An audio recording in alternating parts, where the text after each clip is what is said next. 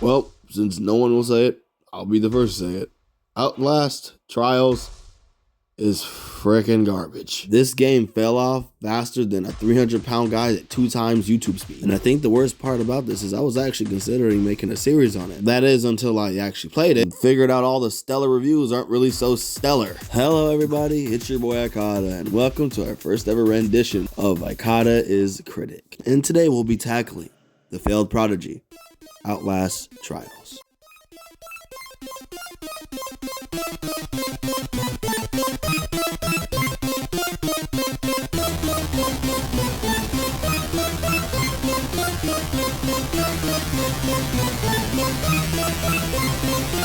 As someone who games a lot and just started recently platinuming them, I feel like I have enough background knowledge to actually be able to judge this game thoroughly. So let's introduce the criteria which I'm going to be judging this game on. Number 1 is gameplay, number 2 is narrative storytelling, and number 3 is variety. Now, if you're fairly astute, you would have noticed that I don't have graphics as a metric of judgment. This is simply because graphics has never impeded my ability to enjoy a game. If it's good, and I'm going to play it and complete it. Not to mention having quote-unquote decent graphics isn't that much of a flex anymore since many games have them, and very often does it have little ramifications for proving that a game is good. So let's quickly transition to the first element of this video.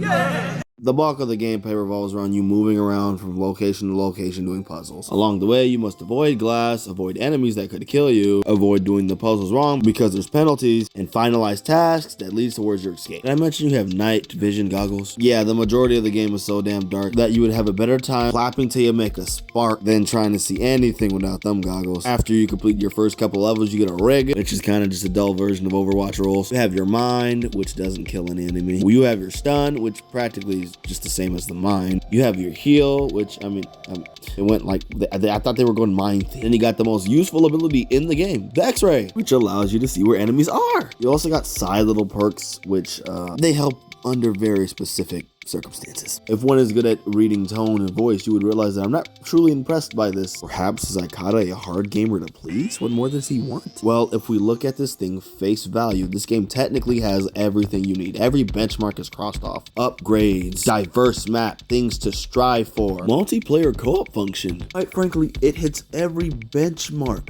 which is why this game is named the Prodigy, because you're about to learn how they messed it up. This game is like an abusive boyfriend, or like a guy that lies just to get in the door.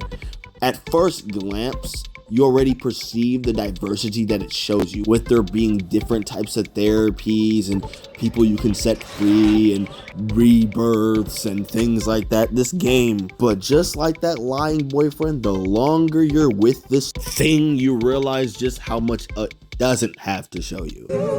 Yeah. The thing about it is, like, I wouldn't feel so slighted if they just kept it consistent. At the start of the game, you're a hobo on the street who somehow gets drafted into this therapy pick session, which I can only assume it's illegal, and the only reason they're able to do it is because you're a hobo on the street and no one cares about you. And then they show a very disturbing, wow, they window install binoculars in your face. Now, to many gamers out there, be honest with you, be honest with me.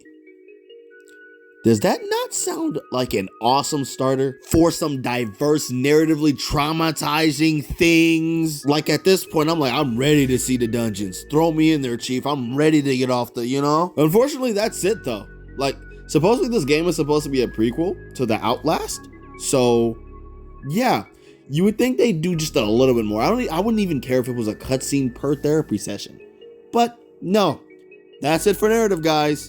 You were a hobo on the street, they drilled binoculars to your face and threw you in there. No connection to the first game, no connection to the second game. The only thing that they share is probably an IP, and they don't even allude or hint to anything that might like keep the geeks or the theorists of Outlast wondering. No, like quite literally, you can play the first scene in roll credits, that's it. Well, who could have saw this coming? Oh, what does Ikatta want to say about the game? It's garbage. It has no variety. That's why it's bad. This game is worse than the most blueless It's blue ball central. And I'm only being this hard on it because of what it could have been.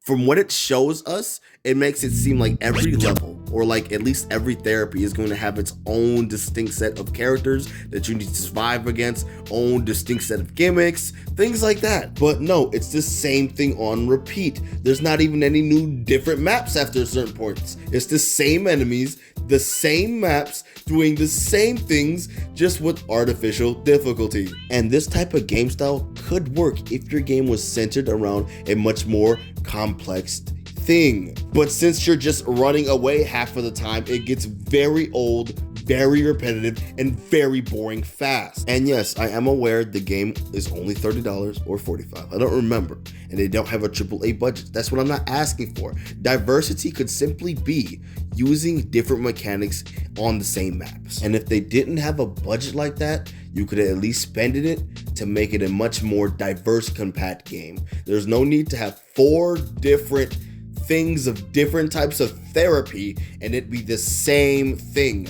Reduce it down to 3 if you need to, or even 2. DLC is a thing for a reason. And because you guys wanted your game to be so long and wanted it to be padded out, everyone has lost interest. No one is playing it anymore. So now that I'm done with that, let's go ahead and rate this with my 10-point criteria. Each criteria is worth 3 points. So gameplay would be 3, variety would be 3, and narrative storytelling would be 3. This is what I rate Outlast Trials to be.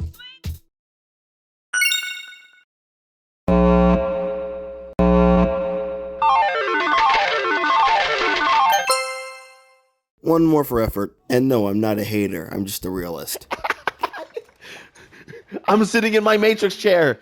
I'm escaping the Matrix. Look, Andrew Tate, I did it.